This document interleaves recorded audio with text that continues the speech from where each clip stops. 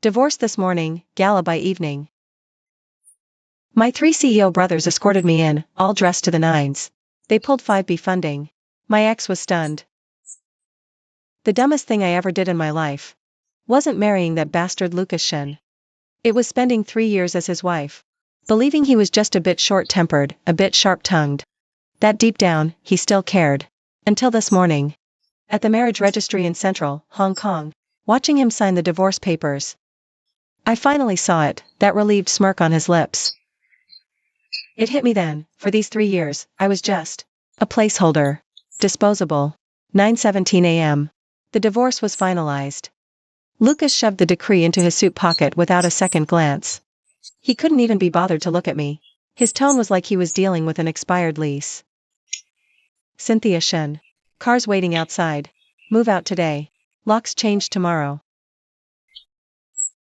He turned and walked away. His steps on marble were sharp and final.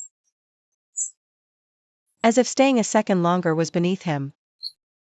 I stood there, clutching that green divorce decree. I didn't cry. I didn't scream. I felt ridiculous. A Shen daughter, looked down on for 3 years.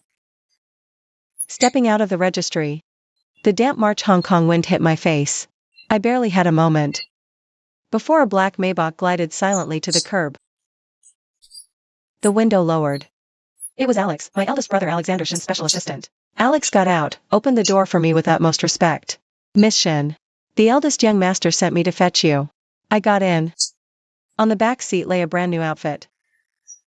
And a file folder. I opened the folder. A dossier on all Lucas Shen's companies. An invite to the Peninsula Gala tonight. My brother never wastes words. When he acts, he paves the way. He just lays out the path and expects me to walk it. In the car, I flipped through the file. My eyes landed on the key page. 30% of Lucas Shen's business depends entirely on the supply chain support from Shen Holdings. It all relies on the supply chain support of the Shen Group. And he has no idea.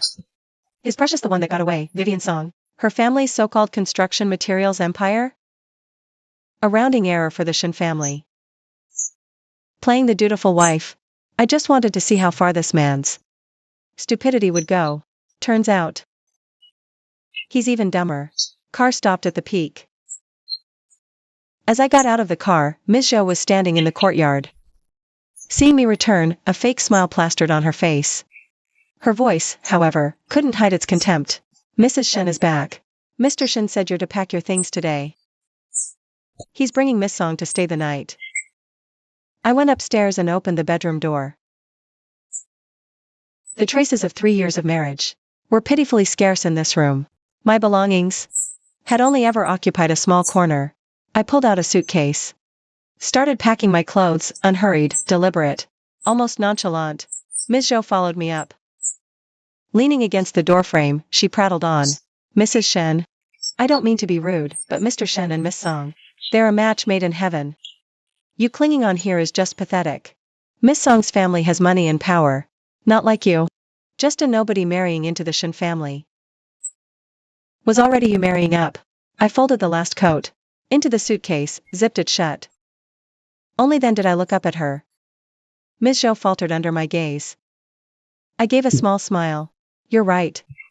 I really shouldn't cling on here. But, Ms. Zhou, you'd better pray Lucas Shen never falls from grace. Your little bully job is gone. Ms. Zhou's face twitched, but she quickly recovered. That nasty sneer. Oh, Mrs. Shen, how you talk. Mr. Shen's company is so successful. I worry about you leaving the Shen family. You probably won't even have a roof over your head. I wheeled my suitcase out of the room. Paused as I passed her, turning my head to look at her. Do you know who supplies the goods for Lucas Shen's company? Ms. Zhou was stunned. I said nothing more. Dragged my suitcase downstairs, out the villa's front door. A silver-gray Rolls-Royce was already waiting. The door opened. My second brother, Christian Shen, sat inside. He wore gold-rimmed glasses and was flipping through a file. Seeing me get in, he took off his glasses and gave me a once-over. His tone was a mix of heartache and anger. You've lost weight. Had a rough 3 years? I leaned back. closed my eyes, and whispered, "Second brother, I'm tired." Christensen said nothing more. He patted my hand as the car drove off, heading towards the heart of Hong Kong. I opened my eyes. I watched my villa of 3 years fade away, grow smaller and smaller in the rear view, until it vanished. My phone vibrated right then. It's a message from Lucas Shen. Evening. Don't forget to clear out your things completely. Qingwan doesn't like seeing other people's traces. After reading it, I toss my phone into my bag. A faint curve lifts the corner of my mouth. Lucas Shen. You'll find out soon enough. Who is the one who should be clearing out their traces? My second brother took me to the presidential suite at the Regent Hotel on Hong Kong Island. Eldest brother Alexander Shen and third brother Christian Shen were already waiting inside. When I entered, the eldest brother is standing in front of the floor-to-ceiling window making a phone call with a calm and powerful voice. Tell Lucas Shen that from today, Shen Holdings terminates all supply chain cooperation with Jingchen Industries. Pay the penalty according to the maximum clause in the contract. Shen Holdings can afford that. He hangs up and turns around. See, my fundus flashed a little distressed, but soon replaced by a cold severity. Eldest brother Alexander Shen, the helmsman of Shen Holdings, a man who commands the business world, is now looking at his own sister, bullied to this state. The pressure emanating from him is terrifyingly low. Third brother Christian Shen stands up directly from the sofa.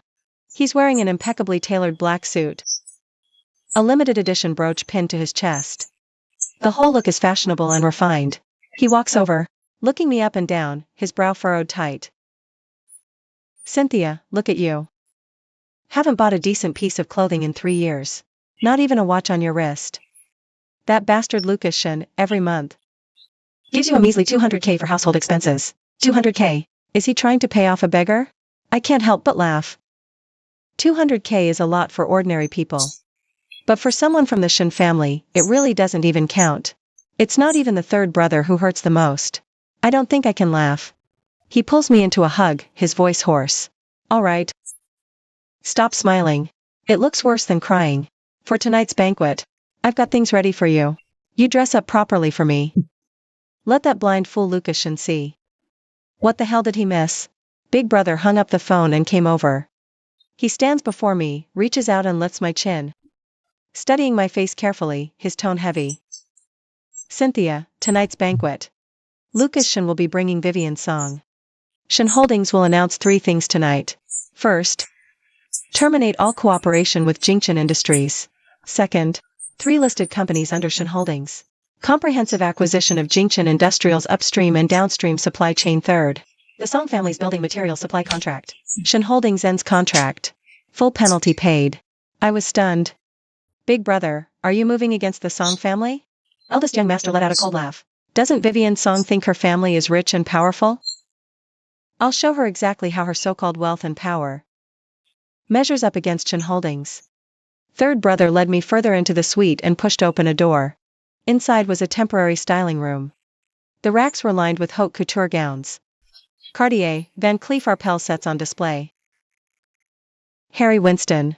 The diamonds shimmered under the lights, so dazzling it was hard to look directly. Third brother took a gown from the rack. It was an haute couture evening dress in a misty blue hue. The fabric was imported Italian silk satin. The skirt hem was hand-sewn with thousands of Swarovski crystals. Under the light, it looked like a cascade of stars. He said, "This is Dior's unreleased fall-winter haute couture for this year. I had it brought over early. There's only one like it in all of Asia." He then picked up a necklace from the jewelry display. It was a piece from Cartier's Panthère collection. 8-carat center diamond, chain paved with smaller ones, casting a sharp, brilliant light as it moved. Third brother placed the necklace in my hand.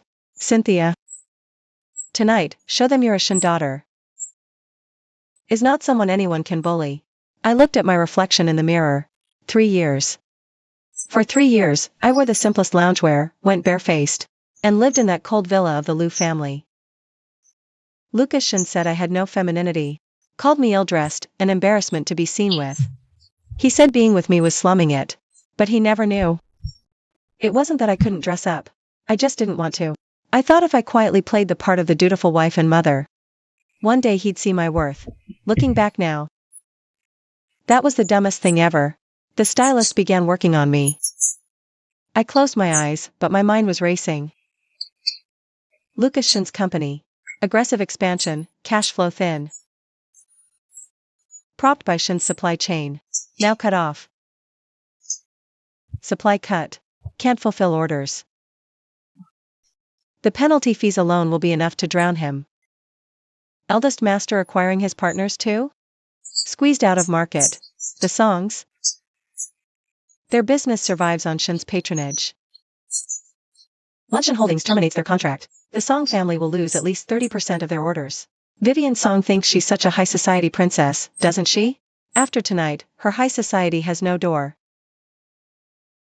Styling done by almost 5 p.m. I gazed in the mirror, lost in thought. The smoky blue gown hugged my body, accentuating every curve, the hem falling to my ankles. As I moved, the crystals scattered tiny shards of light. My hair was styled in a loose, elegant updo, with a few stray strands framing my face, highlighting the slender, fair lines of my neck. The makeup was flawless but not overdone, with an air of cool, detached elegance in my eyes. A world apart from the woman who used to stand beside Lucas Shin 3 years ago, timid and submissive. Third brother stood behind me, gazing at my reflection. His eyes read, "This is my sister," handing me a pair of Jimmy Choo crystal heels. The heels were slender and high, but the soles were specially crafted for comfort. "Tonight," he said, "your brothers will walk you in." Second brother, Christian Shin. He adjusted his glasses with a dangerous smile. "I just got word. Lucas Shin is already on his way to the Peninsula Hotel. Vivian Song is with him. Vivian Song is wearing an Armani red gown tonight, with a Bulgari Serpenti necklace. Total value, around 8 million. He paused, glancing at the Cartier Panthère necklace around my neck. His tone casual. "Your necklace's main diamond is 8 carats. Eldest young master bid 42 million for it. At last year's Christie's, the only one in the world." Looking down at the necklace, the cold diamonds resting against my collarbone like a silent blade. The car weaved through Hong Kong's bustling streets toward the Peninsula Hotel. On the way, third brother took a call. After hanging up, his expression turned thoughtful. He turned to me. "Cynthia, it seems Lucas Shin has caught wind of Shin Holdings pulling funding. He's scrambling to meet eldest young master. Eldest young master isn't taking his calls. Now he's panicking. Where was this urgency before?" I watched the glittering nightscape pass by and murmured, "He won't think he's wrong. He'll just believe I'm the one scheming behind his back. That I'm the one who lost out by leaving." Eldest young master turned from the front seat, his gaze intense. "Then he'll soon find out exactly who the real loss is." The car stopped at the entrance of the Peninsula Hotel. A long line of luxury cars already lined the curb. Men and women in opulent attire drifted inside in small groups. Red carpet lines the hotel entrance, media swarms. Flashbulbs pop. This gala's a major Hong Kong event. It's the social event of the year. Half of Hong Kong's elite are here. Alexander exits first. He's wearing a custom navy Brioni suit. His commanding presence clears a path. He turns and extends his hand to me. I take a deep breath, place my hand in his palm, and step out in my crystal-studded heels. The flashes instantly intensify tenfold. Reporters click away frantically, whispers rippling through the crowd. "Who is that? Who's the woman with Alexander Shin? My God, is that an unreleased Dior haute couture gown? That necklace? I saw it at a Christie's auction. The final bid was 42 million. A Shin sister? But the Shins only have 3 sons. The second and third brothers also step out, flanking me on either side. The 4 Shins standing together create an aura so powerful that others on the red carpet instinctively give them a wide berth. I loop my arm through Alexander's and stride down the carpet. The sound of my heels on the red carpet is drowned out by the shutter clicks, but each step feels like it's crushing someone's face. The moment I enter the ballroom, my eyes lock onto Lucas Shin. He's standing in a corner on the east side of the room. Surrounded by a few people, busy handing out business cards and exchanging contact information. He's wearing a black Tom Ford suit. His hair slicked back perfectly, his expression. He carries the desperate, obsequious air of a climber. He's already caught wind of Shin Holdings pulling their funding. He's scrambling to find new partners. Vivian Song stands beside him, wearing a bright red Armani gown. With a dangerously plunging neckline, around her neck, hangs a Bulgari serpenti necklace. And she's clutching a Hermes crocodile skin Birkin. She's dripping in jewels, but the expression on her face is one of barely concealed superiority. She's clinging to Lucas Shin's arm, leaning in every so often to whisper something in his ear. Giggling foolishly, she acts like the lady of the house. Lucas seems to sense something. He glances up toward the entrance.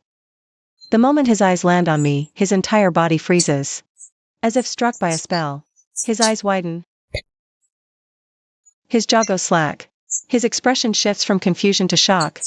Then from shock to utter disbelief. He stares at me. He stares for 5 seconds, searching, confirming it's me. This dazzling woman. Is she the same frumpy housewife he just divorced this morning? Vivian Song followed his gaze. Her smile froze the moment she saw me. It was replaced by a twisted look of jealousy and unease.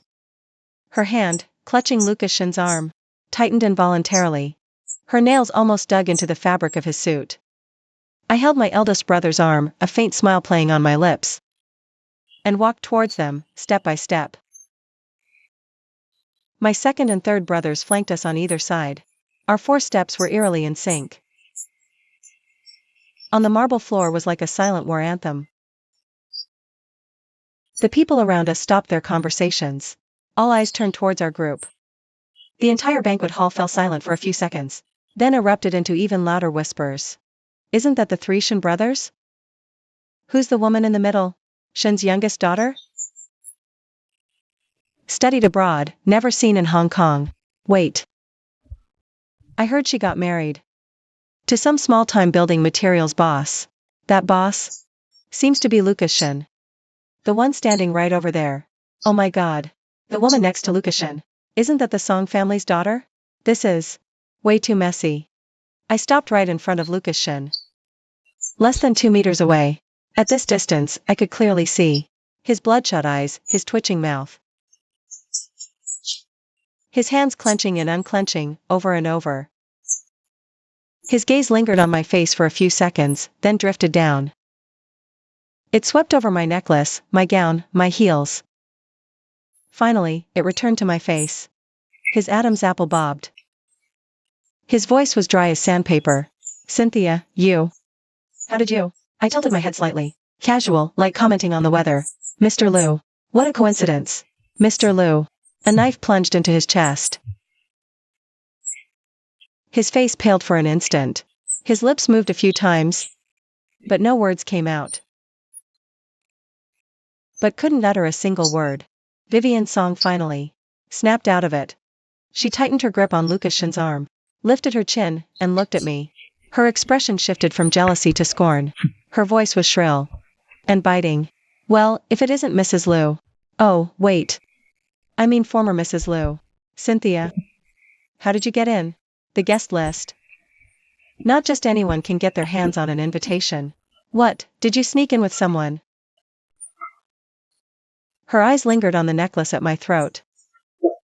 A flash of greed and envy flickered in her gaze, quickly suppressed. She replaced it with a look of pure condescension. That dress you're wearing is a knockoff, isn't it? That Dior design hasn't even been released yet. There aren't even good fakes on the market. Where'd you get it? I didn't say a word. Just smiled at her. Third brother, Christian Shin, chuckled softly behind me. The sound wasn't loud, but it was enough for everyone nearby to hear. He took a step forward, looking down at Vivian Song with an air of superiority. His tone was casual, but laced with venom. Miss Song. That dress you're wearing, that's last year's Armani, from the fall-winter collection, right? That Bulgari necklace? It's 2 years old. Secondary market values down 30%. Birkin bag on your arm. He paused, a meaningful smirk on his lips. A Hermes crocodile skin Birkin. The required spend ratio is 1 to 1.5. To get that bag, You must have begged your father a lot, didn't you? Vivian Song's face flushed crimson instantly.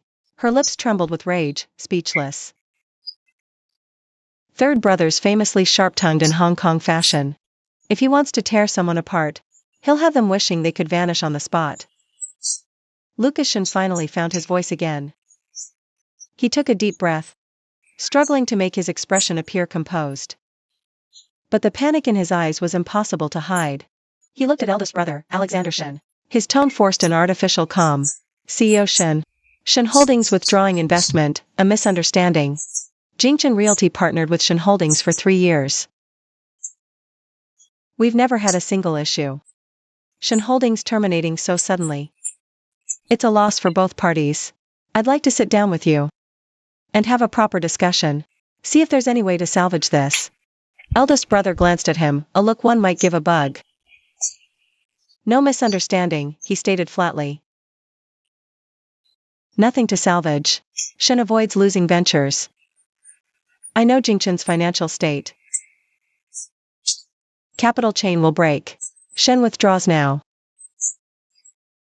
Is cutting our losses. Having said that, he didn't even give Lucas Shen a chance to react. He turned and walked to the main table. Lucas Shen's face went completely white. He reached for eldest brother's arm, then froze.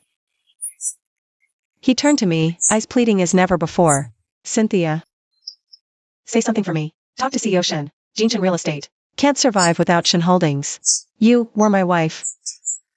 You can't watch me drown. I looked at him. This man, for 3 years, treated me with cold indifference, ashamed of me, was now standing before me, humbling himself, begging for my help. My heart felt nothing. No ripple. Not a single one. In fact, I found it almost laughable. I looked straight at him and spoke each word with deliberate clarity. Lucas Shen, what was it you said to me this morning, at the divorce? You said the biggest regret of your life was marrying me. That I wasn't good enough for you. That I was you slumming it. So now, you tell me, why should I help a man who thinks I'm beneath him? Vivian Song couldn't take it anymore. She wrenched her hand from Lucas's grip, pointing a finger right in my face. Cynthia Shen, stop putting on this pathetic act. Who do you think you are? You're just some distant relative of the Shen family, riding on their coattails, putting on airs. Let me tell you something. Jingchen Real Estate doesn't rely on your precious Shen family. It's our Song family. Lucas, don't beg her. With my father's connections, finding a new supplier is nothing. Lucas's face turned an even sicklier shade. He shot Vivian a look, his mouth opening and closing without a sound. His expression was like looking at a petulant child. He knew the Song family's influence was nothing to Shen Holdings. If Shen pulled their funding, the Song's low contracts wouldn't even begin to keep Jingchen afloat. Just then, the host of the gala took the stage. A major player in Hong Kong's business world. He stood at the podium, smiling as he delivered a few opening remarks. Then, he shifted gears. He mentioned Shen Holdings. I have excellent news. Shen Holdings' 3 listed companies have just completed a full integration of Hong Kong's construction materials supply chain. From today, 60% of all Hong Kong building materials will be controlled by Shen Holdings. The room erupted. All the color drained from Lucas Shen's face. He stared at me, eyes filled with pure terror and despair. 60% market share. It meant Shen Holdings could crush his company's supply lines with a snap of their fingers. His lips parted, he tried to speak, but no words came out. I stood my ground, watching the utter collapse on Lucas Shen's face. There was no sense of victorious revenge in my heart. He would completely lose all his suppliers. He opened his mouth, wanting to say something, but found he couldn't utter a single word. I stood where I was, watching Lu Jingshen's expression crumble. There was no sense of vengeful satisfaction in my heart, just a deep, settled calm. 3 years ago, I married him wholeheartedly. I put away my identity as the Shen heiress, hid all my sharp edges. I learned to be a gentle, dutiful wife, cooked for him every day. Went barefaced, even shopping only at discount malls. Afraid he'd think I was extravagant. And what did it get me? Him calling me frumpy, saying I was an embarrassment. Saying I was useless to his career. While outside, he was parading around with Vivian Song, telling everyone his wife was just a housewife who only knew how to clean. He brought Vivian Song home. Right in front of me. He held her, saying, "Vivian is more useful than you." He didn't even spare me the humiliation and the divorce. Said I'd never set foot in the world of the elite. What he didn't know, the elite world he kept talking about. That's my family's doorstep. Shin Holdings. A top 5 Hong Kong empire in real estate and finance. Construction materials, tech, total assets over 300 billion. My eldest brother, Alexander Shin, the helmsman of Shin Holdings. On the Forbes list, top 50. Second brother, Christian Shin, founder of Hong Kong's largest law firm, holding the legal reins of half the city's business world. Third brother, Shin Linzhou, a top-tier investor in Asia's fashion scene. He has the world's fashion at his fingertips. And me? Cynthia Shin, the little sister they coddled and cherished. The legally appointed third largest shareholder of Shin Holdings. My trust funds alone are worth over 20 billion. For 3 years, I pretended to be ordinary. Loving someone utterly unworthy, with pathetic devotion. Looking back now, it's the most ridiculous joke. The second bombshell of the evening. Alexander announced from the stage, voice steady and powerful. He said, "Ladies and gentlemen. On this occasion, on behalf of Shin Holdings, I announce a decision. All Shin subsidiaries will immediately and permanently terminate all commercial cooperation with Song Construction Materials. Furthermore, Shin Holdings will pursue Song Construction Materials for full compensation of all breach losses. The total claim will be no less than 3 billion. Another wave of murmurs swept the room. All eyes turned to Vivian Song. Vivian's face went completely white. Her champagne glass slipped from her hand, smashing on the floor. Shattered. Amber liquid pooling everywhere. It splashed all over her red gown. What a pathetic sight. She fumbled for her phone, trying to call her father. Her hands were shaking so badly she could barely hold it. Lucas Shin stood right beside her. But he didn't lift a finger to help. He just stared blankly at his eldest brother on the stage. His eyes were empty, like a drowning man's. 3 billion in liquidated damages. Can the Song family afford that? Of course they can't. Song Construction Materials' total assets are barely over 5 billion. A 3 billion payout would cripple them, maybe even bankrupt them outright. And the cause of all this?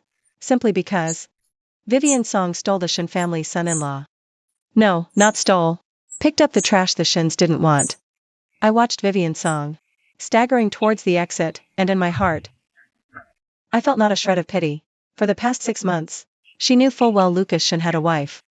Yet she paraded around with him, posting pictures on social media of the two of them with captions like "found the one." Right in front of me, she'd cling to Lucas Shin's arm, calling him darling, then turn around and act sweet, calling me sister. She even talked trash about me to Lucas, saying I wasn't good enough for him, that I was marrying up. Well, now, it's her turn to taste the price of reaching too high. Lucas Shin's phone chose that moment to ring. He glanced at the caller ID. And his face went pale. He scrambled to answer. On the other end was his company's CFO. The voice was so loud I could hear it standing next to him. "Mr. Liu, we have a crisis. After Shin Holdings pulled their investment, 3 key suppliers have simultaneously terminated contracts. And 5 of our biggest downstream clients have called to terminate their partnerships. Shin Holdings pressured them, cutting off our cash flow. The bank is calling, demanding loan repayment. They said, if we don't repay the 3 billion loan within 3 days, they'll seize all company assets." Lucas's hand holding the phone was trembling violently. He opened his mouth, trying to say something, but the line had already gone dead. Immediately after, a second call came in, then a third, a fourth. His phone buzzed like it was possessed. With each call, his face grew another shade paler. Finally, he could barely stand. He leaned against a pillar, gasping for air. I saw his eyes redden, tears welling up. He stubbornly refused, lifting his head to look at me. His lips trembled, his voice hoarse and barely audible. "Cynthia, are you really going to watch me die? We were married. How can you?" I looked at him and spoke, every word deliberate. "Lucas Shin, do you remember? Last winter, when I had a fever of 104 and called you. You said, you were at a jewelry exhibition with Vivian Song. You told me to take a cab to the hospital myself. I drove myself, delirious with fever, and almost got into a crash. When you finally came back, you didn't. You didn't even ask if I was okay. You blamed me for ruining your deal. Lukashen's lips moved a few times. No words came out. I continued. Do you remember? Last birthday, you promised dinner. I waited at the restaurant for 4 hours. You finally texted me, saying, you went to Macau with Vivian Song for a business meeting. Told me to eat by myself. I sat there alone that night, watching the candles on my birthday cake flicker out, one by one, tears streaming down my face. You never even said happy birthday. Forcing back the sting in my eyes, my voice steady once more. Lukashen, all the good I ever did for you. You've used it all up. It's time to pay it back. Lukashen's tears finally fell. His mouth hung open, a silent cry, like a fish gasping on the shore. He reached out, trying to grab my wrist. I took a step back, avoiding his touch. His hand hung in the air, frozen for a few seconds, then dropped limply to his side. That's when Vivian's Song came running back. Her eyes were red from talking to her dad. Her voice was shrill, choked with sobs. Lucas, my dad said, Shen Holdings is suing us for $3 billion. We don't have that kind of money. This is all your fault. If it weren't for you, the Shens wouldn't be targeting my family. She screamed, pounding her fists against Lukashen's chest. Her nails left scratch marks on his suit. Lukashen stood there, motionless, letting her hit him. The expression on his face was numb, like a walking corpse. People had started to gather around, pointing fingers, whispering. Someone was filming with their phone. Some murmured, others gloated with schadenfreude. A few even wore looks of pity. But no one stepped forward to help. In this world, kicking someone down is normal. A helping hand is a miracle. Lukashen had crossed the Shen family. That means you're completely finished in the Hong Kong business world. No one's going to risk offending a behemoth like Shen Holdings. For a small company that's destined to fail. My second brother, Christian Shen, walked over to me, handed me a glass of warm water, and said quietly, Cynthia, that's enough. Let's go. I took the glass, took a sip. The warm liquid slid down my throat, chasing away a deep-seated chill in my body. I handed the glass back to second brother. I gave Lukashen one last look. He was sitting on the floor, suit wrinkled, tie askew, hair disheveled, a complete and utter mess. Vivian's Song stood beside him, still crying and complaining incessantly. The two of them looked like some absurd, pathetic farce. I averted my gaze. I turned and walked to the banquet hall doors. My brothers were waiting at the entrance. The clamor of the banquet hall faded into the distance behind me. Stepping out of the Peninsula Hotel, the night breeze of Hong Kong, laden with the salty tang of the sea, hit me in the face. I took a deep breath. 3 years. The weight that had been crushing my heart was finally lifted. Third brother put an overcoat on me. His voice was full of concern. Cold? I shook my head, a genuine smile curling at the corners of my mouth. The first one. Eldest brother waited by the car, looking at me with gentle eyes, reaching out to open the car door. Get in. Mom and Dad are waiting for you at home. I paused. They know? Second brother walked over, offering a rare smile. What do you think? When Mom found out you were getting a divorce, she was so furious she smashed the vase in the living room. Said she was going to come deal with Lukashen herself. Dad had to stop her. Said to let your big brother handle it. I bent down and got into the car. The engine started. We left the Peninsula Hotel. Memories of the past 3 years flashed by. The first time I met Lukashen was at a friend's party. He was wearing a white suit, had a charming smile, spoke softly and considerately. I thought I'd found the right person. After marriage, I discovered his true nature. Were only because he didn't know my true identity. He thought I was just a girl from an ordinary family. That marrying him was me marrying up. So, he felt free to look down on me, belittle me, hurt me. He brought Vivian's Song right in front of me. Flirted with her right in my face, all because he believed. I had no background, no backing. Even if I was wronged, I'd just have to take it. He didn't know that every time he hurt me, he was digging his own grave. Today, the grave is ready. He arrives at the Shin mansion. A villa atop Victoria Peak. The estate spans over 5,000 square meters. Just the gardens. Mom rushes out in slippers. She pulls me into a tight hug, tears immediately welling up. Cynthia, you're finally home. Mom missed you so much. That bastard. Did he hit you? Did he yell at you? Look at you, your skin and bones. My dad stands in the doorway, not coming out, but I see him turn away. Brothers watch, one wipes his eye. Watching the scene, all silent. The eldest brother hands my mom a tissue, his voice steady. Mom, stop crying. Cynthia's home now. No one will ever bully her again. I hold my mom, breathing in the familiar scent of her osmanthus perfume. Finally, I can't hold back the tears anymore. 3 years. At the lose, I couldn't cry. Every injustice, I swallowed. Every tear, I held inside. Now, I can finally let them out. My mom pats my back, crying and cursing at the same time. That godforsaken Lucas Shin. I warned you he was no good. See what happened? Look at what you've put yourself through. My dad finally walks over. He puts on a stern face. All right, enough crying. Let's go inside. He glances at me, his eyes are red.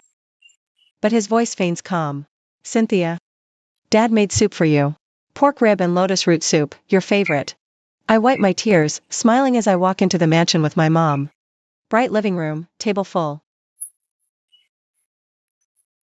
My dad's soup is still steaming. Everything is exactly as it was 3 years ago. I sit on the sofa, sipping my dad's soup, listening to my mom ramble on, cursing Lucas Shin.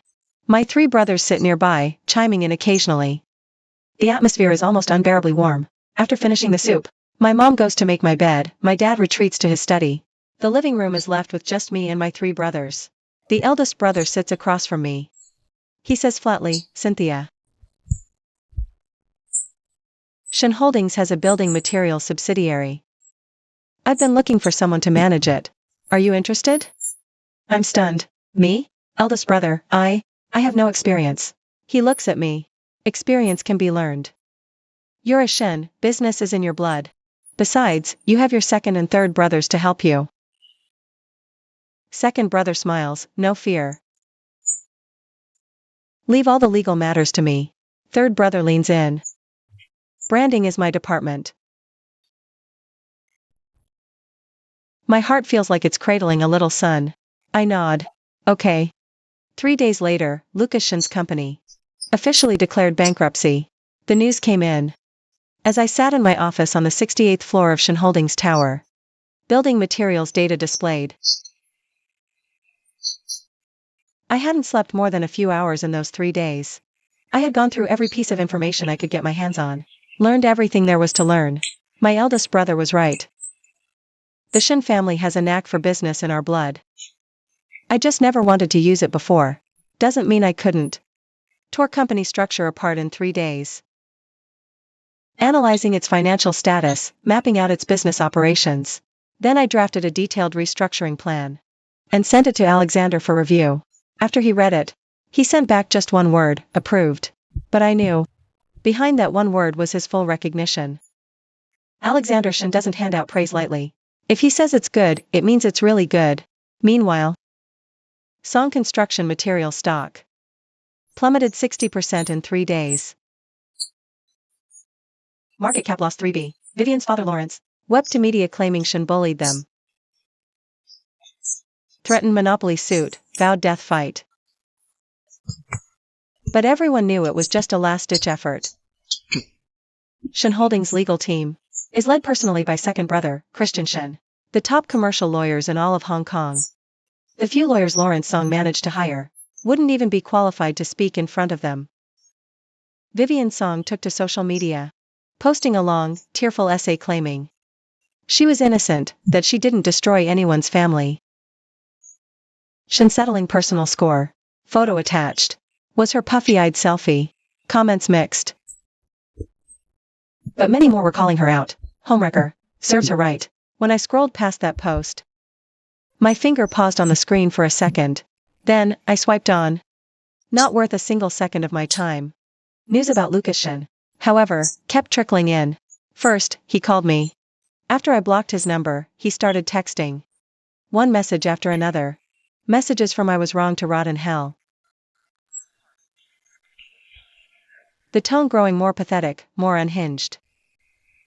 The last text came last night. Just one sentence, Cynthia, I regret it. I read it, deleted the message, and blocked his number. For good. Regret? Too late. Some things in this world, once lost, are gone forever. Some chances, once missed, are gone for good. All the good I gave him. He used it up. And now there's none left. It's Friday, the end of the workday. Night has fallen at Shin Holdings. Watching the countless lights of Hong Kong. Suddenly, I think of that naive, foolish girl from 3 years ago, who thought marrying for love was the end goal of life. Who thought being good to someone would earn you the same in return. Looking back now, how childish. Love isn't everything in life. And marriage isn't a woman's final destination. Cynthia Shin doesn't need to lean on anyone. She is her own mountain. I pick up my bag from the desk. Step into the elevator, and press the button for the lobby. As the elevator descends, my phone buzzes.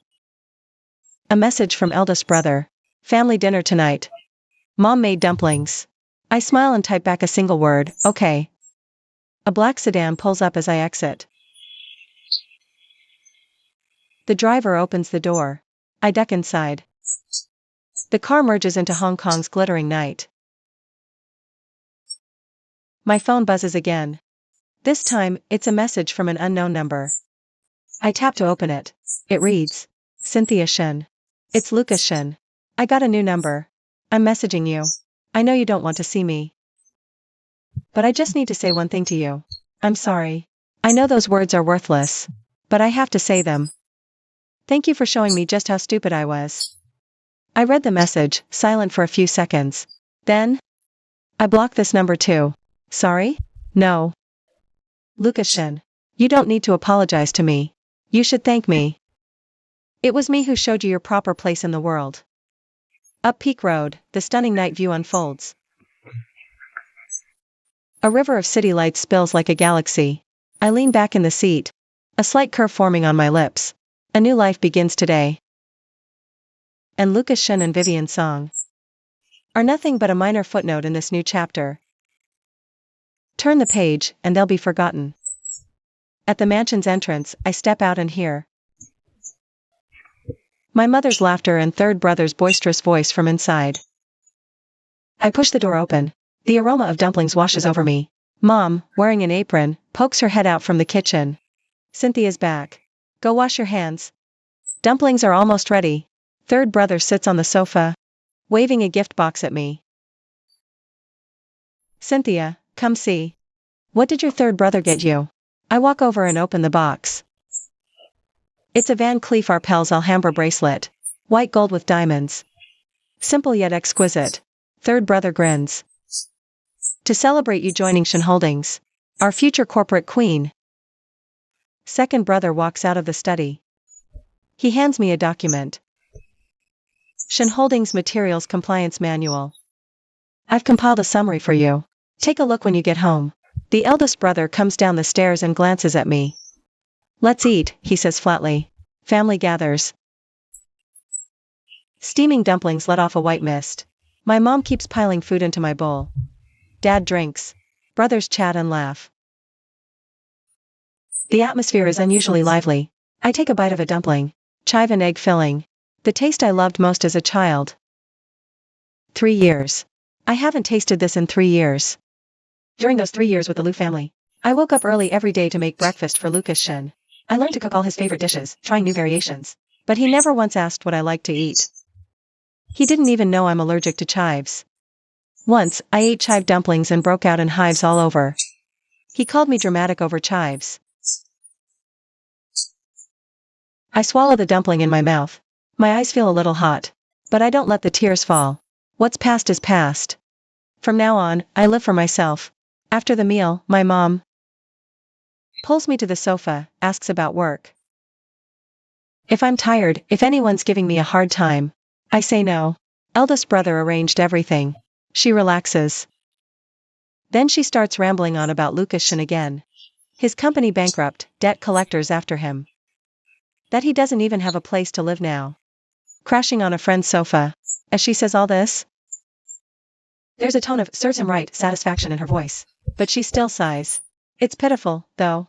A perfectly fine young man. How did he end up like this? I don't respond. I look down at the 4-leaf clover bracelet third brother gave me. Diamonds scatter light under the lamp. We all walk our own path. We all make our own choices. You reap what you sow, that's just how it is. The next day was Saturday. I finally got to sleep in. When I woke up, it was almost 10. Sunlight streamed through a gap in the curtains, painting a golden line on the floor. I lay in bed, listening to the faint sounds of conversation from downstairs. Those 3 years were a nightmare. Awake now. My phone vibrates. A message from the company VP. It says, "There's an urgent situation that needs my attention." I immediately get up, wash up, get dressed. 20 minutes later, I'm in my office at the Shin Holdings building. The VP, Ms. Lin, is a capable woman in her 40s. She hands me a file, her expression serious. CEO Shin. Even though Jingchen Industries is bankrupt, minor shareholders under Lucas Shin band together. They'll sue for 5 billion damages. I opened the file and skimmed through it quickly. A smirk tugged at the corner of my mouth. Malicious competition? Lucashin must be truly desperate. Trying to play the media game? I closed the file. I said to VP Lin, contact second brother's legal team. Have them draft a legal opinion. Compile all the documentation of Shin Holdings' withdrawal process, along with the relevant contract clauses. Prove every action was above board. Also, contact PR, prepare a statement. If sued, we'll counter for defamation. We'll seek over 10 billion damages. VP Lin paused for a second, then smiled. Understood. She turned to leave. I stopped her. Wait, VP Lin. What else is happening on Lucashin's end? Who's he contacted? VP Lin paused. He's been in touch with Mingzhou. That Mingzhou seems to be in private equity. Has some capital, wants to salvage the wreck of Jingchen Industries. Mingzhou. I repeated the name silently in my mind. I checked. Hong Kong's new finance star. Riding recent investment wins. He's made quite a name for himself in the circle. Rumor has it he has backing from mainland capital. For Lucashin to find him. He's got some pull, I'll give him that. But I'm not worried. In Hong Kong, there's nothing Shin Holdings can't handle. I picked up the phone and called eldest brother. After hearing my report, he was silent for a few seconds, then said, I've heard of this Mingzhou. His style is aggressive. He picks up junk. Like Jingchen Industries. If he really wants to take it on, that's his prerogative. But we at Shin Holdings will do what we need to do. We'll play by the market rules. He can take the company. But he can't take our connections and resources. Shin Holdings isn't targeting anyone. We're just doing what's necessary. But if anyone tries to get in our way, we won't hold back. I hung up and stood by the floor-to-ceiling window. Looked out at the Hong Kong skyline. The sun was bright. The sky was blue. The skyscrapers glittered in the light. Sunlight warmed my palm. A gentle warmth. My phone vibrated again. This time, a news alert. Former Jingchen Industries CEO Lucas Shin spotted in Central. Meeting with a mysterious investor. A comeback on the horizon? I read the news and let out a little laugh. Tucking my phone back in my pocket. Making a comeback? Lucas Shin, you're overestimating yourself. Met clients from construction materials at 3 p.m. for afternoon tea at the Peninsula Hotel. These men are heavyweights in the Hong Kong material circle. They control massive orders and resources. They used to work with Jingchen Industrial. After Jingchen collapsed, their supply chain was cut off. They urgently need a new supplier. Shin Holdings is the best choice. I was wearing a white Chanel jacket. paired with black wide-leg trousers, my hair down. With light makeup. The whole look was polished and elegant. The 3 clients were all men in their 50s, veterans of the business world, with decades of experience and sharp eyes. At first, they looked down on me, this Miss Shen, thinking I was just some little girl riding on her family's coattails. But after half an hour of conversation, their attitude shifted. I spent the afternoon laying out Shen Holdings' advantages, resources, and future plans with crystal clarity. Tailored a proposal for each client's needs. The data, the details, the contract terms, I had them all memorized. I even memorized most of that thick legal compliance manual my second brother compiled for me. A client named Chen put down his teacup and looked at me, his tone clearly appreciative. Miss Shen, no, CEO Shen. To be honest, before coming, I was worried. You were just a figurehead. But now I'm reassured. You're more formidable than your brother. You flatter me, Mr. Chen. I'm just doing what needs to be done.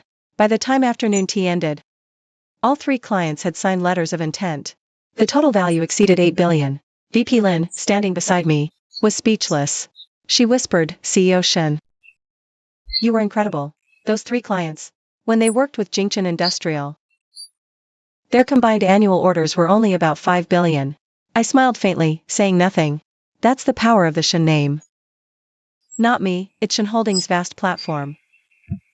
Its resources plentiful enough. If I'm willing to leverage them, there's nothing I can't achieve. After seeing the clients off, I stood outside the Peninsula Hotel, waiting for my car. A silver-gray Porsche pulled up in front of me. The window rolled down, revealing an unfamiliar face. A man in his early 30s, with sharp features and a roguish glint in his eyes. He wore a dark gray Zegna suit, a Patek Philippe on his wrist. He's wearing a Patek Philippe watch, and the whole man looks both refined and utterly nonchalant. He looks at me, a faint, ambiguous smile playing on his lips. Cynthia Shen. I've heard so much about you. I'm Ming Zhou. I'm taken aback for a second, then quickly regain my composure. I give a polite smile. Mr. Zhou. The pleasure is mine. His eyes sweep over me, head to toe, pausing for a moment on the 4-leaf clover bracelet on my wrist. Then he says, Miss Shen. Lucas Shen came to see me. Wanted me to take Jingchen Industries off his hands. Now, I'm a man who loves picking up other people's trash. See if we can turn it around. I've changed my mind. I raise an eyebrow at him. Oh? And why's that? Ming Zhou smiles again. And there's something unreadable in that smile. Offending Shen Holdings isn't worth the trouble. And I'm a man who hates trouble. So, I'm staying out of Lucas Shen's mess. With that, the window rolls up, and the Porsche merges into traffic, disappearing down the streets of Hong Kong. I watch the direction it vanished. A strange feeling settling in my gut. But I quickly push it down. Early this morning, Lucas Shen sues Shen Holdings for unfair competition.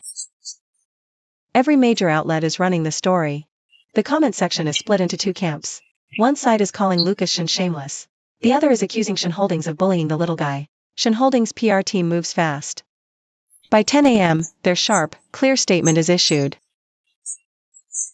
It details Shen's withdrawal and the legal basis, making it all public. Simultaneously, they announce a countersuit against Lucas Shen. Sues for defamation, demanding 10 billion. The final paragraph was written by second brother. Since its founding, Shen Holdings, we operate lawfully and comply with regulations, respecting market rules and the spirit of contracts. Against any action that maliciously tarnishes Shen's image or damages Shen's interests, Shen Holdings will resolutely employ all legal means to strike back. No leniency. Public opinion flips instantly. Those who were cursing Shen Holdings fall silent. More people start digging up dirt on Lucas Shen. They drag out his whole history with Vivian Song, beating that dead horse over and over. Sitting in my office, I scroll through the online comments, my expression calm. Lucas Shen wants to play the media game. Then I'll play along. But I won't whimper and cry like he does. I'll do it the most calm, rational, and legal way possible. I'll drag him back down. VP Lin enters. He's holding a new document. CEO Shen. The Hong Kong Building Materials Association just issued notice. They're revoking Lucas Shen's membership. The reason given is that during his operations, he engaged in serious misconduct, damaging the industry's reputation.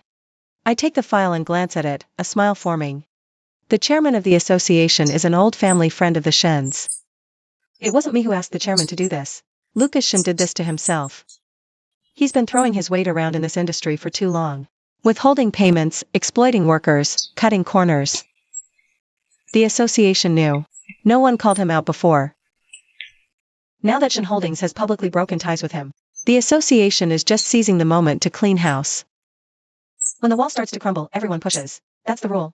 I'm sure Lucas Shen is learning that lesson the hard way right now. At 2 p.m., I get a call from an unknown number. I answer. It's Lucas Shen. His voice is hoarse, like he hasn't had water in days. It trembles with pure desperation. Cynthia. Please. Stop. I know I was wrong. I shouldn't have treated you like that. I shouldn't have gotten involved with Vivian's song. I shouldn't have said you weren't good enough. Please, forgive me. Let me go. Just this once. I'm begging you. I have nothing left. The company's gone. The house is gone. The money's gone. Even my friends are gone. Cynthia. Can you watch me die? I hold the phone, silent. The sunlight outside is brilliant, streaming onto my desk, bleaching the documents white. On the other end, Lucas Shen keeps crying. Keeps begging. His voice grows weaker, more broken. I take a deep breath and say, Lucas Shen. You won't die. You're barely 30, in good health. You're not stupid. Starting over isn't impossible. But you need to remember one thing. From now on, you walk your path, and I'll walk mine. There is nothing left between us. Don't beg me. And don't hate me. Because as of today, your life has nothing to do with me anymore. I finish. Hang up, and block that number too. Lucas Shen's tears. Lucas Shen's pleas. Lucas Shen's regrets, from this moment on. They are no longer my concern. After hanging up on Lucas Shen, watched sunset from my desk. My heart felt empty. Not sad. But a kind of indescribable relief. When I married him 3 years ago, my whole world was him. I thought he was the best man in the world. Looking back now, it was just a dream I spun for myself. The dream is over. People have scattered, but life goes on. My phone buzzed. It was a message from third brother, saying tonight. He wanted me to try a new Japanese place. I replied, okay, then shut down my computer, grabbed my bag. I left the office in Shen Holdings. It was already dark. Hong Kong's nightlife was just beginning. Neon lights flickered on both sides of the street, a river of cars. The city was a bustling tide of people. I stood by the curb waiting for a car. A black Maybach. Eldest brother pulled up and rolled down the window. He glanced at me and said, get in. I opened the door and got in, finding second brother and third brother. Already inside the car, third brother grinned and said, that Japanese place tonight? I invested in it. The head chef is Michelin 3-star. Guarantee you'll be craving more after one bite. Second brother adjusted his glasses and said, we'll grab a drink in Lan Kwai Fong after. Eldest brother smiled slightly. A silent approval. The car merged into traffic, weaving through Hong Kong's bustling streets towards Causeway Bay. I leaned back in the seat, watching the night scenery outside. A strange feeling suddenly welled up inside me. 3 years ago, I gave up everything for a man. I dimmed all my own light. Turned myself into a dowdy, worn-out housewife. I thought that was love. Thought sacrificing myself was noble. Thought swallowing my pride would buy happiness. Thinking about it now, it's utterly laughable. Real love doesn't make you give up who you are. Doesn't make you compromise. Doesn't leave you crying alone in the dead of night. Real love makes you a better person. Not someone you can't even stand to look at in the mirror. The car stopped in front of a building in Causeway Bay. Third brother led us up to the penthouse. The minimalist restaurant was elegant. Wooden tables and chairs, warm yellow lighting. The faint scent of sandalwood in the air. The head chef was a Japanese man in his 60s. Seeing third brother, he bowed with a smile and said in Japanese, "Welcome." We were seated in a private room. The room's window faced Victoria Harbor, the night view breathtakingly beautiful. Third brother ordered a spread, bluefin tuna belly, Hokkaido uni, A5 wagyu, truffle chawanmushi. Eldest brother shot third brother a look. Is this for Cynthia or to bankrupt me? Third brother chuckles. Bro, with your fortune, you couldn't spend it in a lifetime. Why be stingy? I smile, warmth spreading as my brothers bicker. Second brother sits beside me, pouring me a cup of sake. He says softly, "Cynthia, you've had a tough few days. But you did great. Better than I ever imagined." I pick up my glass, clinking it with his. Second brother. Thank you. Without you all, I don't know if I could have made it through. Second brother shakes his head. Don't say that. You're a shin. That strength is in your blood. Even without us, you would have found your way out. It was only a matter of time. I take a sip of sake. It's crisp, smooth, fragrant, warming my throat and stomach. The dishes arrive one by one, each one a work of art. Third brother talks business between bites. He says, Shin Holdings' brand image needs a complete overhaul. He's already contacted the top international PR firm, ready to build a whole new brand IP from the ground up. Eldest brother listens, occasionally chiming in with advice. Second brother, from a legal standpoint, points out potential risks and reminds me to be careful. By the end of the meal, I'm not just full. I've learned a lot. After dinner, third brother suggests hitting Lan Kwai Fong for drinks. Eldest brother, surprisingly, agrees. The four of us leave the restaurant, heading for the elevators. The elevator doors open, and someone's standing inside. A black trench coat, a cup of coffee in hand. Head down looking at his phone. He looks up, sees me. Pauses for a second, then smiles. Miss Shen. We meet again. Ming Zhou. I'm caught off guard for a moment, then manage a polite smile. Mr. Zhou. What a coincidence. Ming Zhou's gaze sweeps over me, landing on my three brothers behind me. He gives a slight nod. Eldest Shen. Second Shen. Third Shen. An honor. Eldest brother gives him a look, his tone flat. Mr. Zhou. The honor is ours. Ming Zhou smiles. Steps out of the elevator, brushing past us. After he's walked a distance, he suddenly turns back, looking at me. He says something cryptic. Miss Shen, I said, I wouldn't get involved with Lucas Shen's affairs anymore. But I never said I wouldn't get involved with yours. With that, he turns and leaves.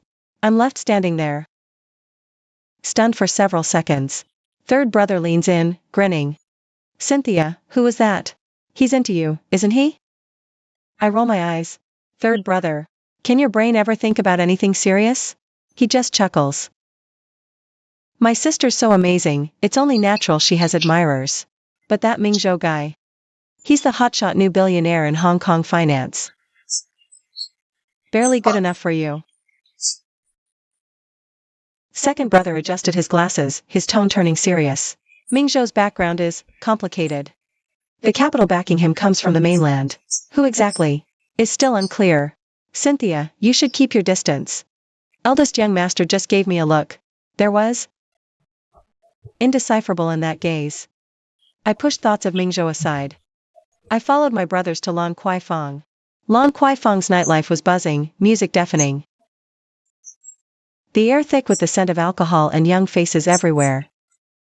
We found a quiet lounge bar, ordered a couple bottles of whiskey, and settled into a corner booth to talk. Third brother got chatty after a few drinks.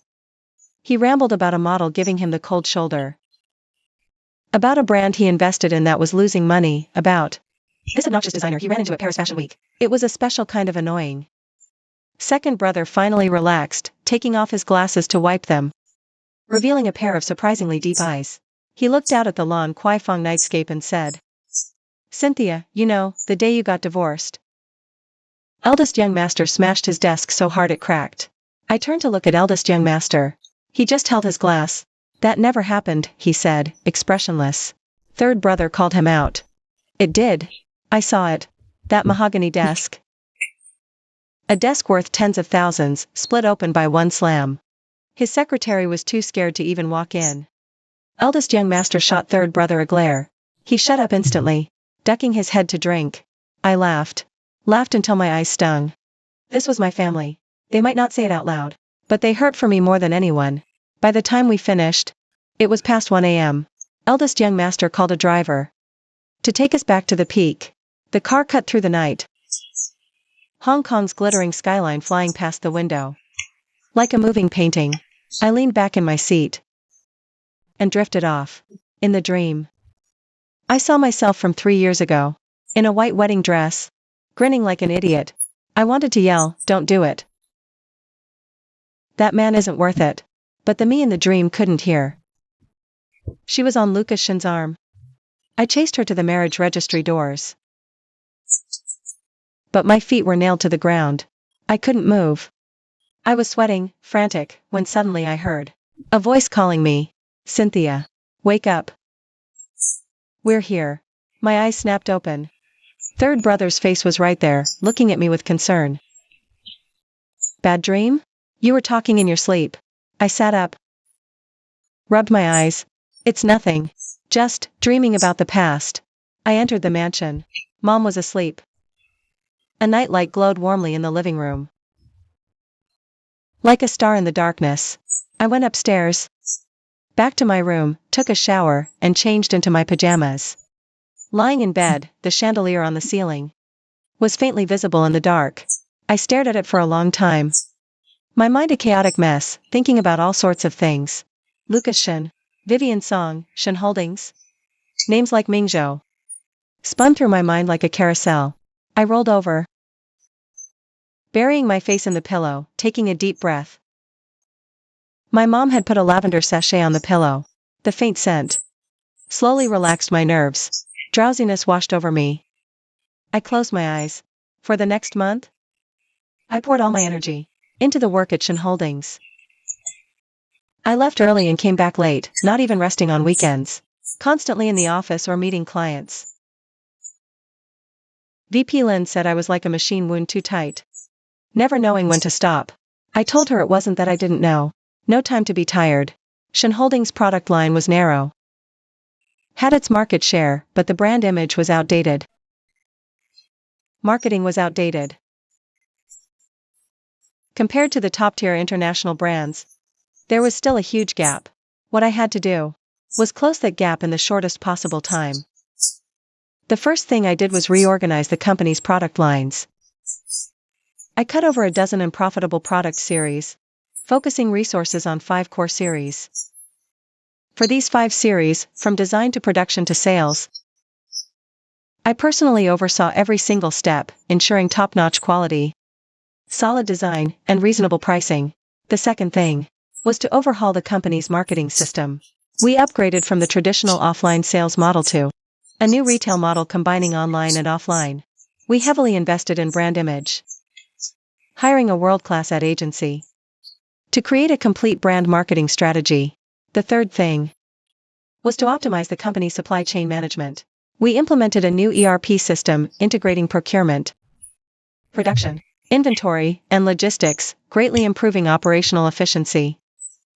These 3 things sound simple, but the execution was a tangled mess. That month, I practically lived at the company, sleeping only 4 or 5 hours a night. All 3 meals were takeout boxes eaten at my desk.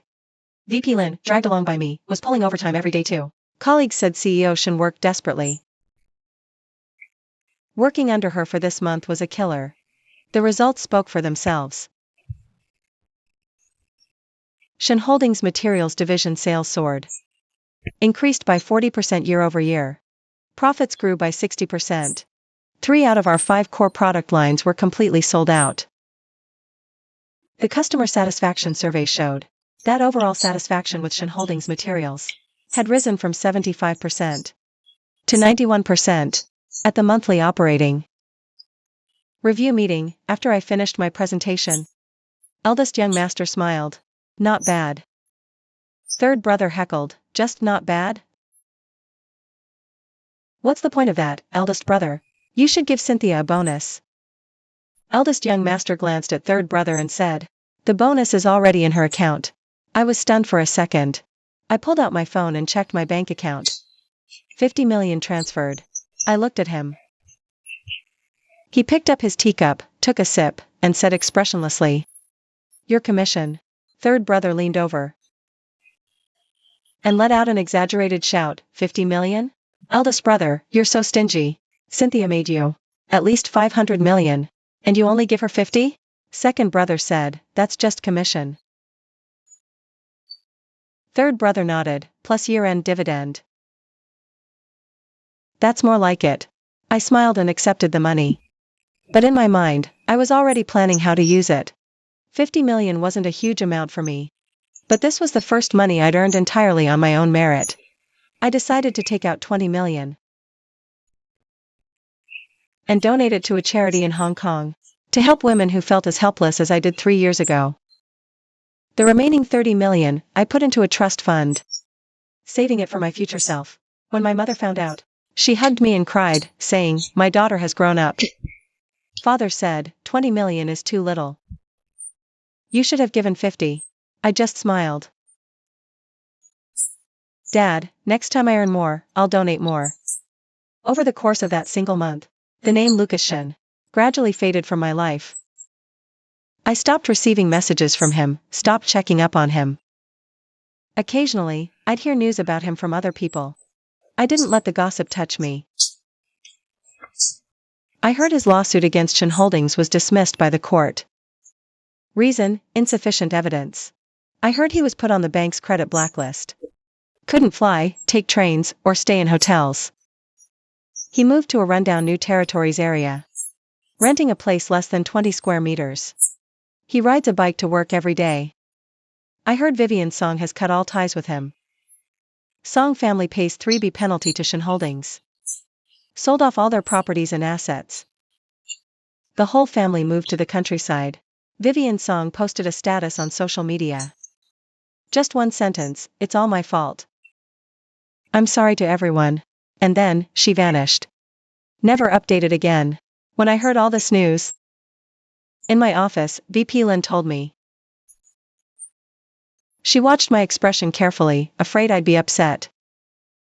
I looked up and said calmly, VP Lin, take this document to legal for review. If there are no issues, we'll sign it tomorrow. VP Lin took the file, hesitated for a moment, but couldn't help asking, CEO Shen, aren't you upset?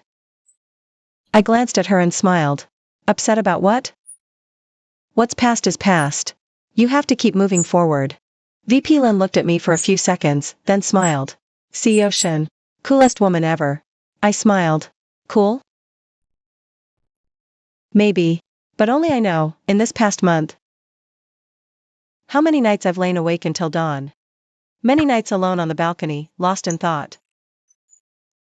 How many times in my dreams I've seen that version of myself in a white wedding dress. It's not that I'm not hurting. I've just chosen not to let the pain control me. Lucas Shen already ruined 3 years of my life. I can't let him ruin any more. Days passed. Shen Holdings' performance kept getting better. The second month, sales grew another 30%. Profits increased by 40%. The third month, we won the supply contract for HK's largest project. Total value over 20 billion. This project, originally a sure thing for Saint-Gobain. We snatched it right from their grasp. The day the news broke, the entire Shen Holdings building was buzzing. Colleagues spontaneously applauded and celebrated. Even my usually stoic eldest brother. We opened champagne at the victory party. Drunk third brother put his arm around me. Cynthia, you know what? Someone from Saint-Gobain called me, asked me where Shen Holdings came from out of nowhere. I said, it's not out of nowhere. That's my little sister. I pushed him. Third brother. You're drunk. He swayed. I'm not. I'm perfectly clear-headed. Cynthia, don't call me third brother anymore. I'll call you third sister. I didn't know whether to laugh or cry. Second brother pulled him away and said to me, Cynthia, someone's here to see you. I followed second brother's gaze. There was a man in a deep blue suit, standing at the entrance to the banquet hall. He was holding a bouquet of white roses, smiling at me. Mingzhou. I was taken aback for a moment. Then I walked over. Mingzhou handed me the flowers. Congratulations, CEO Shen. A 20 billion deal. The industry's biggest news. I took the flowers and smiled politely. Mr. Zhou. What brings you here? Mingzhou said. I came to thank you. Last month, I turned down Lucas Shen's investment proposal. Many called me crazy. Shenjing is bankrupt. The tech team is still there, the brand value is still there. Take it over, repackage it, you could still sell it for a good price. But after seeing Shen Holdings' performance today, I know I made the right choice.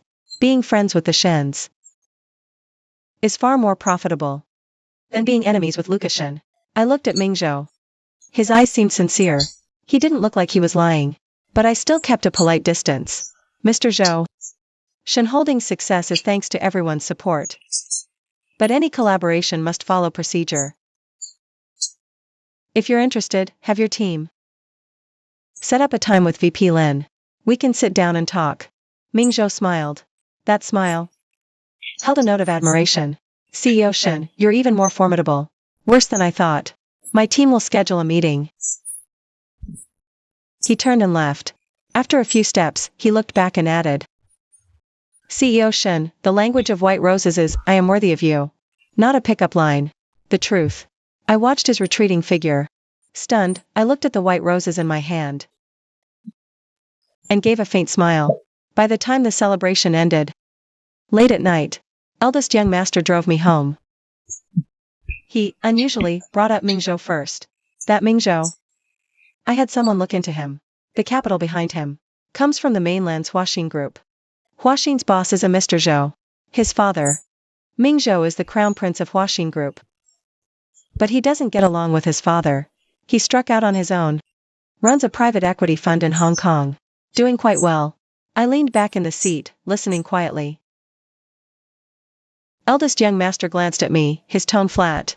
The man has ability and ambition. But as for his character, that needs more time to judge.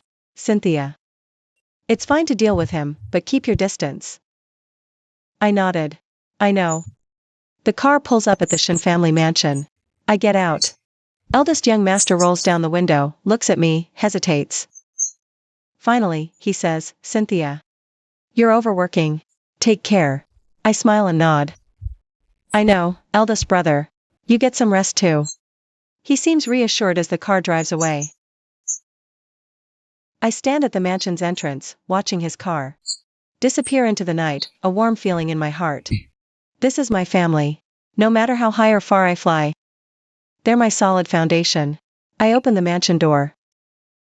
Living room lights are on. Mom's on the sofa, a magazine in her hands. Seeing me return, she puts the magazine down. You're back. Hungry? There's congee in the kitchen. I'll get you a bowl. I take my mother's hand. Mom, I'm not hungry. You should get some rest. She looks at me, her eyes suddenly reddening. Cynthia, you've lost weight. I give her a hug. Mom, I'm fine. I'm good. She pats my back. Saying nothing more. Back in my room, I take the white roses Mingzhou gave me and put them in a vase on the windowsill. Moonlight filters through a gap in the curtains. The white petals glow softly in the moonlight. I lie in bed, gazing at that bouquet of white roses. My mind drifts back to what Mingzhou said. White roses mean, I am worthy of you. I smile faintly, turn over, and close my eyes. Worthy or not? That's not for him to decide. It's for me to decide. Cynthia Shen doesn't need anyone to be worthy of her. She is a complete circle all on her own. Life goes on. The empire of Shen Holdings continues to expand. Month 4. We acquire Hong Kong's third largest building materials company, Huaxing Building Materials. Our market share jumps from 60% to 75%. Month 5. We break into the Southeast Asian market.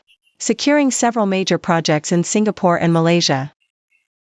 Month 6, Shen Holdings annual revenue surpasses 80 billion, with profits exceeding 12 billion.